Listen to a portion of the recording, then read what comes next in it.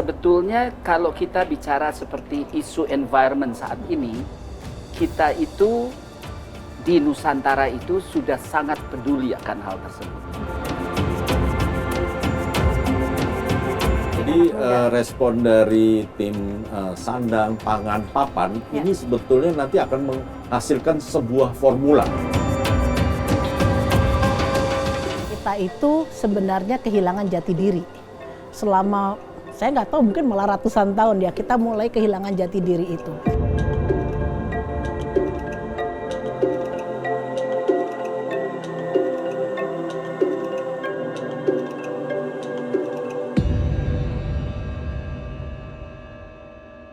Halo generasi Cerlang dimanapun Anda berada, bertemu lagi dalam Cerlang Cemerlang, yaitu program siniar atau podcast dalam rangkaian PKN 2021 yang diadakan oleh Kemendikbudristek. Hari ini saya Farani Kosasih akan ngobrol bersama 3 narasumber. Seperti episode-episode yang kemarin, kalau kita sudah ikuti ada berbagai diskusi dari, oleh, dan untuk generasi Cerlang. Mulai dari budaya, pendidikan, self-improvement, sampai berbagai bisnis kreatif dari para narasumber yang juga semuanya seru-seru. Jadi hari ini tentu untuk episode terakhir kita mau buat super spesial. Hadir bersama saya hari ini di studio adalah 3 narasumber yang adalah 3 kurator utama dari PKN 2021. Saya perkenalkan Mas Yori Antar selaku kurator utama untuk sektor papan, ada Ibu Helianti Hilman, kurator utama untuk sektor pangan, dan ada Bung Samuel Watimena, adalah kurator utama untuk sektor sandang. Jadi kita akan dengar langsung dari aktor-aktor utamanya nih. Jadi Mas Yori Antar, seperti apa sih Mas Cerlang Nusantara Pandu Masa Depan ini sebenarnya maksudnya apa?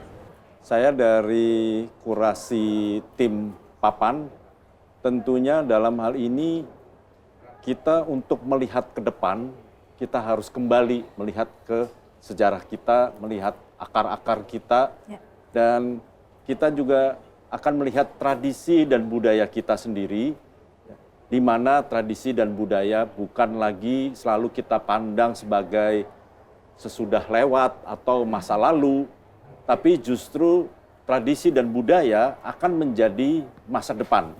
Nah, karena itu tepat sekali judul PKN 2021 ini adalah Cerlang Nusantara Pandu Masa Depan. Bagaimana selama ini kita sebagai orang modern, ternyata kita tidak banyak mengetahui apa yang kekayaan yang kita sudah punya. Contohnya dari sisi papan, dalam hal ini adalah arsitektur tradisional Nusantara itu sudah hadir ribuan tahun yang lalu sebelum pendidikan arsitektur Indonesia masuk begitu. Dan bagaimana kearifan-kearifan lokal itu bisa dibawa ke masa kini dan bisa dibawa ke masa depan. Baik, terima kasih Mas Yori. Mas Yori sudah memberi intro tadi sedikit gitu ya, bicara Cerlang Nusantara Pandu Masa Depan. Dan saya rasa ini nggak hanya terjadi di sektor papan, tapi juga sama ya di sektor sandang dan sektor pangan juga seperti itu gitu ya. Jadi menarik sekali bahwa ternyata Cerlang Nusantara atau berbagai kearifan lokal ini bukan lagi masa lalu tapi masa depan. Nah, tadi kita sudah dengar dari Mas Yori dari sisi papan. Selanjutnya kita akan dengar dari Ibu Helianti Hilman. Dari sisi pangan seperti apa sih? Kita itu sebenarnya kehilangan jati diri. Selama, saya nggak tahu, mungkin malah ratusan tahun ya, kita mulai kehilangan jati diri itu. Nah, jadi pada saat kita mau membawa kepada konteks hari ini dan masa depan, ternyata justru apa yang kita punya di keanekaragaman hayati pangan, di ekosistem alam kita, kemudian di kekayaan tradisi kuliner kita, itu ternyata menjawab tantangan-tantangan global. Saat ini kalau kita bicara di sektor pangan, itu kan ada tantangan terhadap istilahnya global diet, masalah kesehatan yang diakibatkan oleh makanan.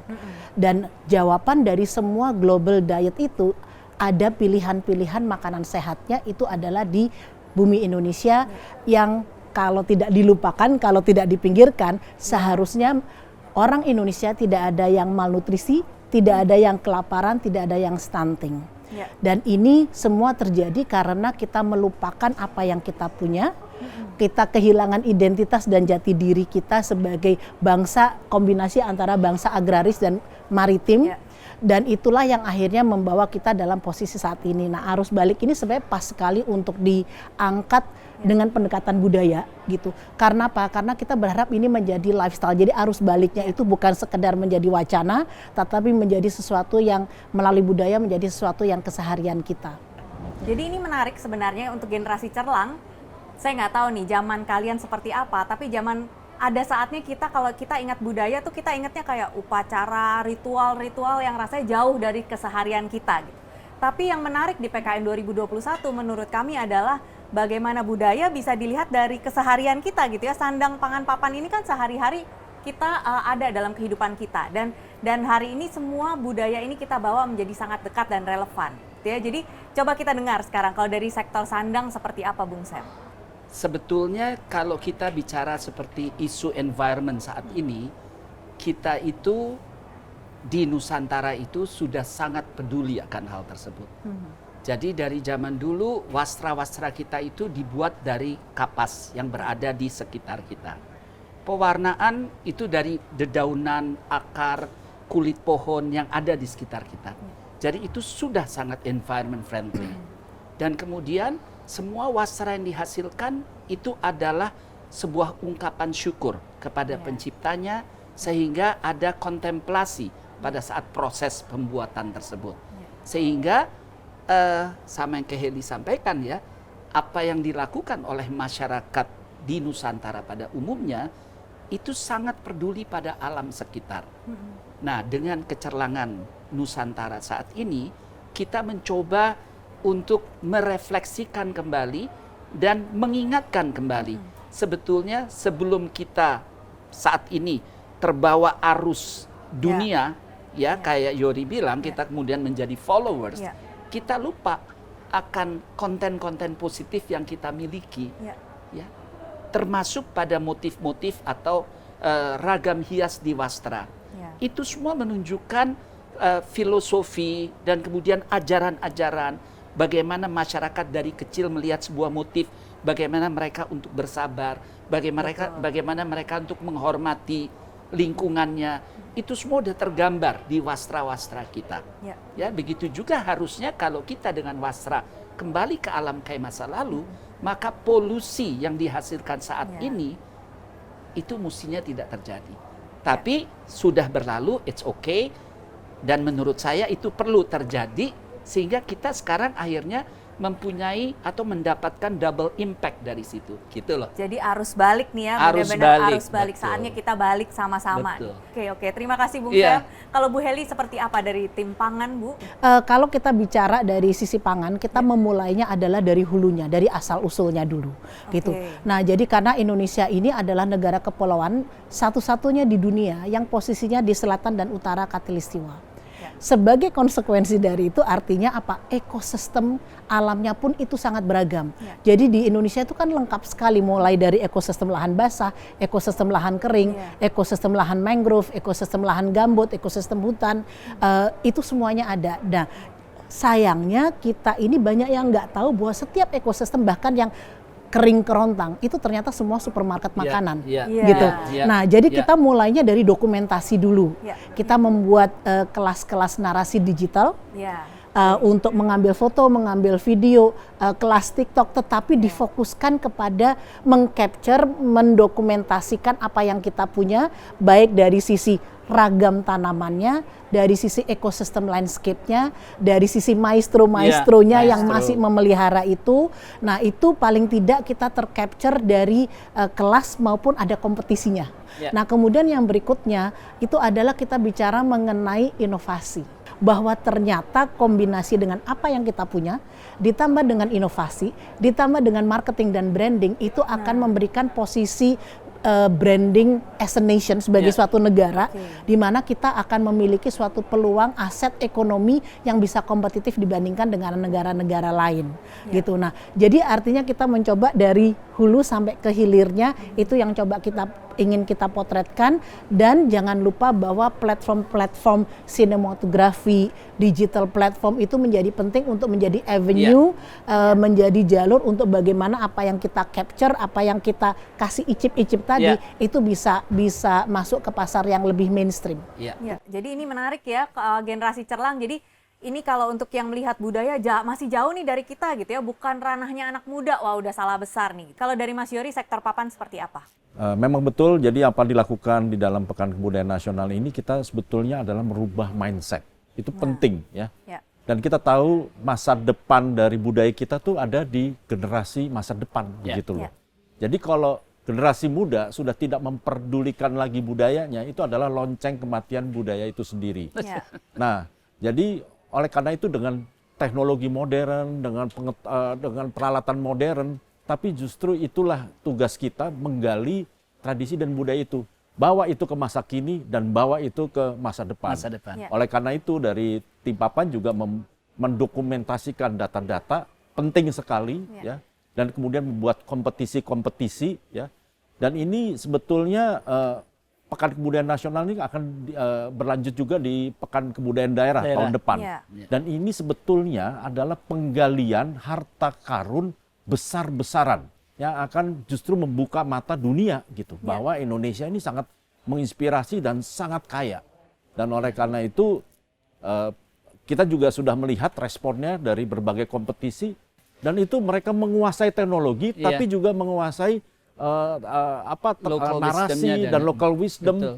Jadi saya menaruh harapan sangat besar. Dan satu lagi mungkin yang perlu kita pikirkan bersama juga, kayak Yory bilang bahwa ini terbuka untuk dunia, tapi masalah hak cipta kita, indikasi geografis kita, itu mesti mulai dipikirkan kan? Nah, yang mungkin yang menarik ya, itu kalau tadi menyambung antara PKN dengan PKD. PKN ini kan yang sekarang kita lakukan ini kan baru membuka pintu, baru icip-icip. Tapi ini Pekan Kebudayaan Nasional ya? Pekan Kebudayaan Nasional gitu kan. Okay. Nah, tapi pada saat kemudian kita ingin menggulirkan kepada Nusantara, maka itu memang menjadi estafet berlanjut dengan Pekan Kebudayaan Daerah. Di mana apa yang sudah dimulai itu kemudian diperdalam lagi, digali lagi di daerah masing-masing gitu, dan itu akan menjadi tadi harta karun yang luar biasa tadi itu akan terjadi justru pada saat di Pekan Kebudayaan Daerah itu sendiri. Dan mungkin yang menarik yang coba kita implementasikan juga mulai dari Pekan Kebudayaan Nasional ini adalah pendokumentasian itu bukan hanya dari sisi digital, bukan dari sisi koleksi atau buku dan tulisan, tetapi juga kita sudah memulai inisiatif yang disebut kebun pangan biodiversitas. Kebun-kebun pangan yang ada di masyarakat, dan itu kita lombakan, dan surprisingnya yang kita kaget-kaget ikut banyak lomba itu anak-anak muda. Jadi respon dari tim Sandang, Pangan, Papan ini sebetulnya nanti akan menghasilkan sebuah formula. Nah, formula ini yang akan menjadi kebijakan kan. Jadi formulanya jelas, dan formula ini akan membuka banyak pintu-pintu lainnya. Gitu. Jadi bagaimana negeri ini sendiri sudah memberikan memberikan kepada kita semua dan generasi mendatang sebetulnya. Dan respon menarik adalah dari beberapa kepala daerah pada saat mereka melihat konten, kemudian mereka mengatakan, wah kalau ini digunakan sebagai kurikulum, masuk di dalam kurikulum, kami dengan senang hati memasukkan di dalam muatan lokal. Jadi mulai masuk dalam pendidikan juga karena memang mau nggak mau, apa yang dimulai di sini itu harus terintegrasi di dalam pendidikan. Gitu, sehingga dari usia dini mereka sudah dibangun kesadaran jati diri, gitu kan, kesadaran mengenai kekayaan apa yang kita punya sehingga itu bisa berkelanjutan. Kemudian tadi terdokumentasikan di dalam batik-batik.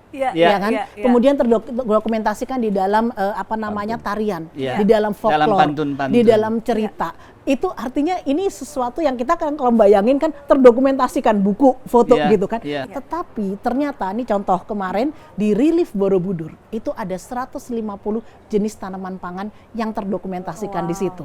Jadi ini kayak memori istilahnya kayak diorama memori peradaban di abad 8 sampai 10. Dan ternyata bukan hanya mewakili Indonesia Jawa Tengah atau Magelang, tetapi mewakili seluruh Nusantara. Kenapa? Karena di situ ada tebu. Dan tebu itu adalah endemiknya tanaman Papua.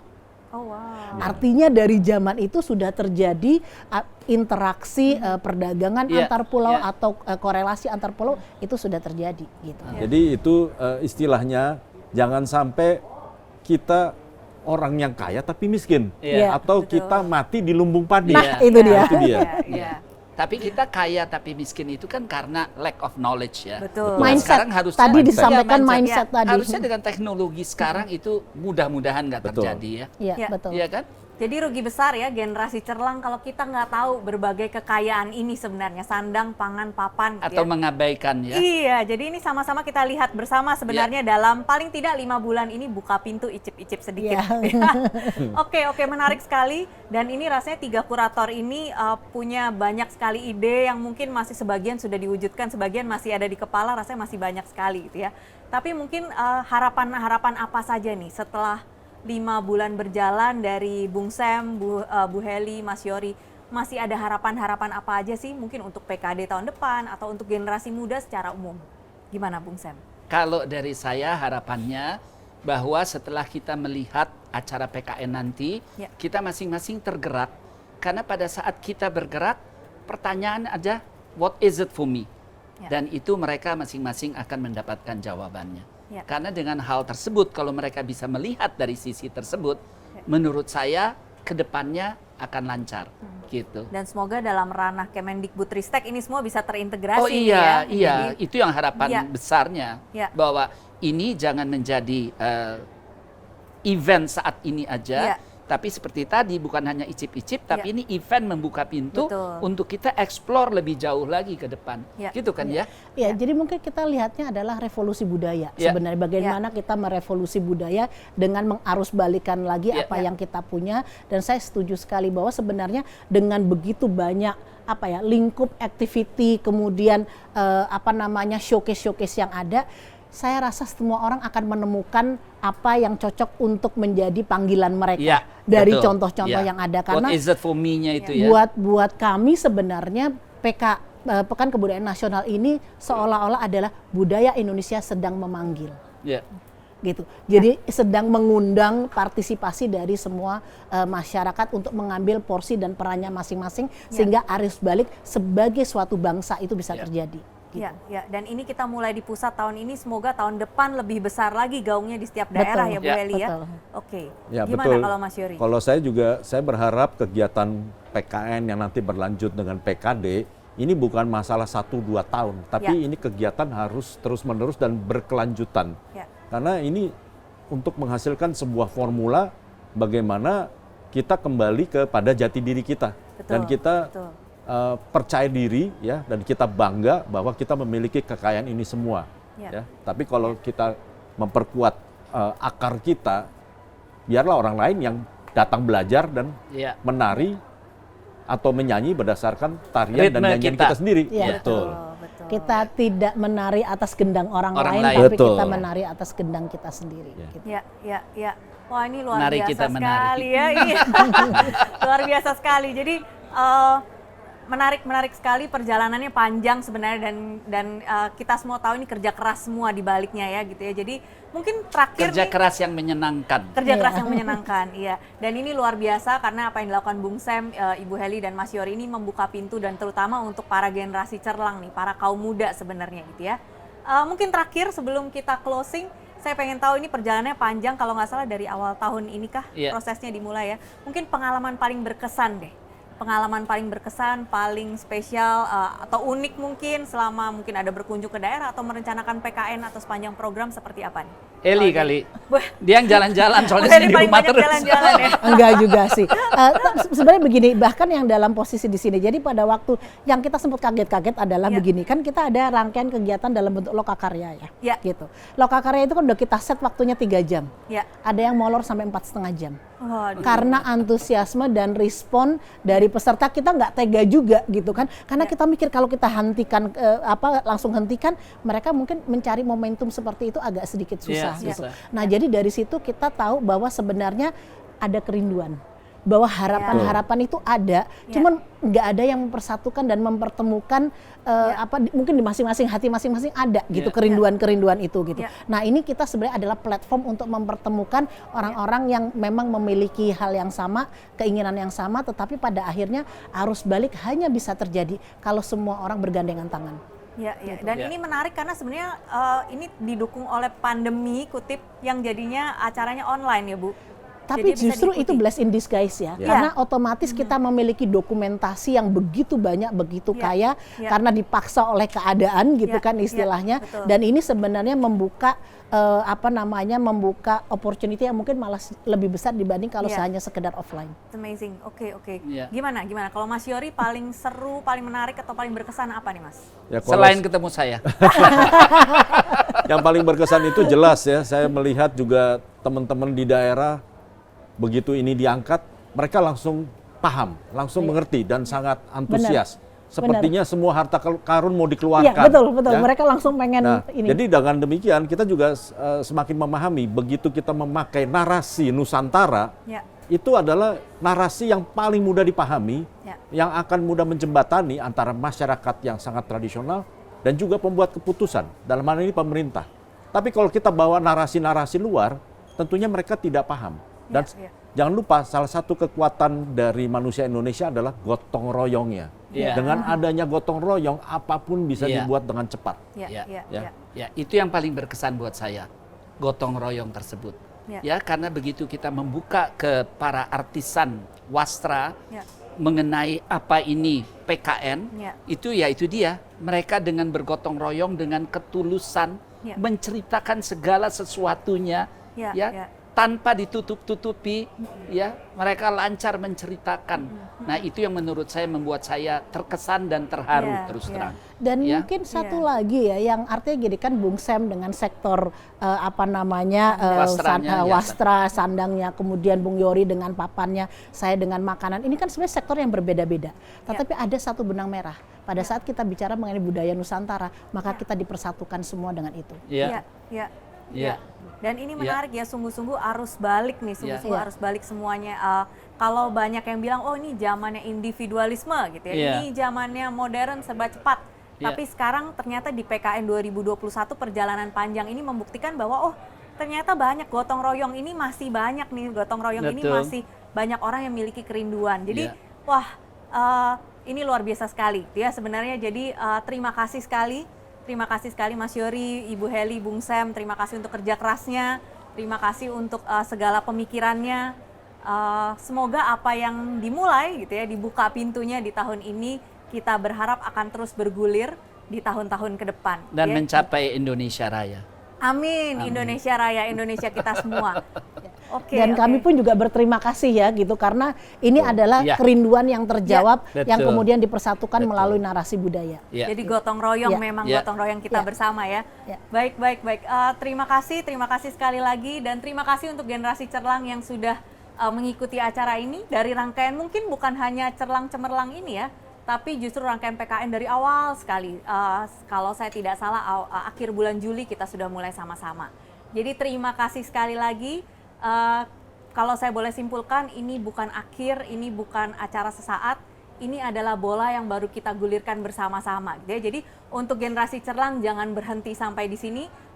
Pintu sudah dibuka, sekarang saatnya kita semua bergerak. Mari jadi tuan rumah di negeri sendiri.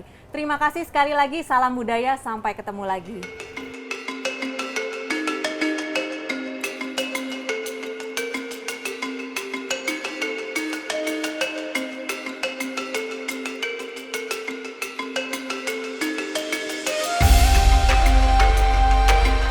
Jadi harus ada pemahaman bahwa ada ranah privasi, ada ranah berkarya. Udah terlalu banyak menghambur-hamburkan resources yang sebenarnya terbatas, lupa bahwa generasi ke depan masih perlu juga. Memuat karya secara digital itu mempermudah teman-teman kita misalnya yang difabel.